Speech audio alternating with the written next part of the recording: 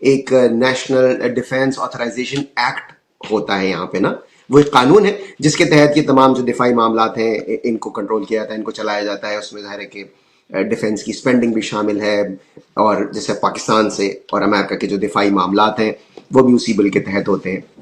تو وہ کانگریس کا ایک قانون ہے، اور اس قانون میں ایک ترمیم کی تجویز انہوں نے دی تھی اس ماہ کے شروع میں، اور وہ تجویز یہ تھی کہ I am grateful to submit an amendment to the National Defense Authorization Act to require military to bring up a wrongful imprisonment case of Imran Khan and all political prisoners in all of their military to military interactions with Pakistan free Imran Khan. یعنی انہوں نے کہا تھا کہ جو بھی پاکستان اور امریکہ کے ملٹری ٹو ملٹری انٹریکشنز ہوں گے اس نیشنل ڈیفینس آتھرائزیشن ایکٹ کے تحت، اس میں انسانی حقوق جو لوگ وہاں پر جن کو قید کیا گیا، اور خاص کر عمران خان کی رہائی سے متعلق بات ہونی چاہیے.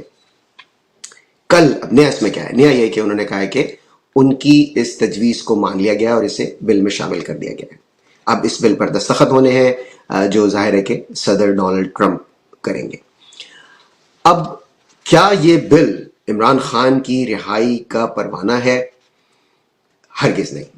دیکھیے اس طرح سے معاملات نہیں ہوتے کہ آپ یہ کہیں کہ جی انہوں نے ایک بل پہ دستخط کر دیا اور اب یہ سیدھا جائے گا وہاں اڈیالہ جیل اور بس عمران خان باہر آئیں گے.